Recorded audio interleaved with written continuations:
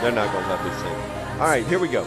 And our word for today on this Friday of the 7th week in Ordinary Time, this Friday, February the 28th, our words for today, faithful friend. And you say, why are you talking so quickly, Dave? Because Debbie Georgianni's coming up, and I don't want to get into any of her time. It's Debbie Georgianni, brothers and sisters. Good morning, right. Debbie. Hey, Debbie.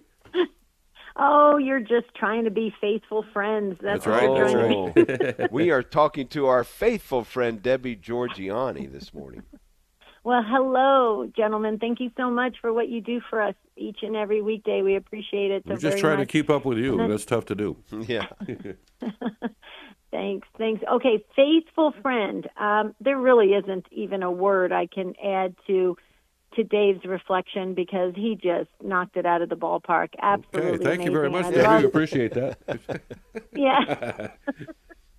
Okay, have a great weekend. Okay. But I just do want to say though, Dave's example that he used with about being married to his beautiful wife Eileen, and how he said that he would never step over that line of crossing it, and where you're being disparaging or hurtful about your spouse who is your faithful friend and should be your faithful friend, and to hold on to that respect that and that everyone deserves, and dignity that they deserve, especially as people that we count on, lean on, and they're our support system. It's I will tell you though, because in the life coaching work that I do, it's very sad to see that many relationships do not hold those beautiful, high goals and expectations and the desire to really improve each other and the dignity of each other.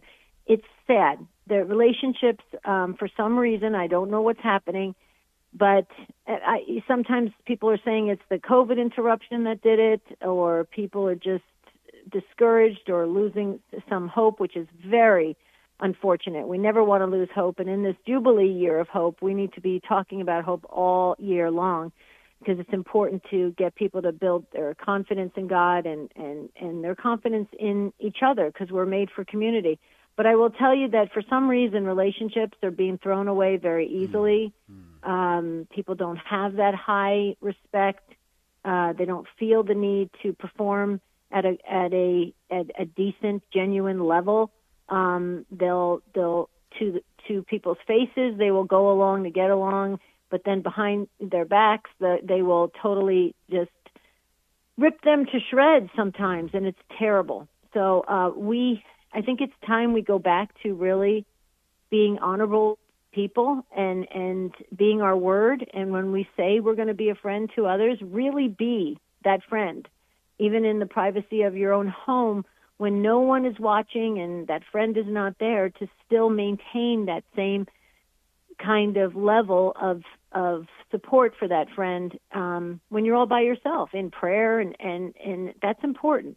So I just wanted to share that I just think it's time we get back to really being really good with each other, and it would be very refreshing. That's all I have to say. Certainly make going to confession easier, wouldn't it?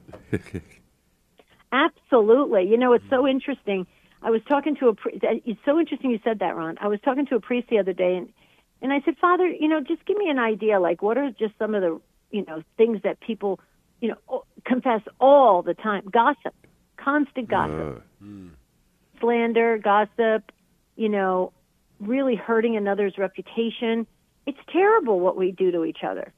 And then, what's really bad about that is people are doing it to us. So, when people gossip, you have to imagine other people are gossiping about them. So, it's a terrible, vicious cycle. It's horrible. I can't say anything good about it. There's really never a good reason to ruin another person's name. Look, and I think we have clarity of thought that gossip is wrong, but I think one of the things we misunderstand is that calumny is wrong too. Gossip is spreading falsehoods. Calumny is spreading a truth that is not yours to spread. It's just as bad, if not worse.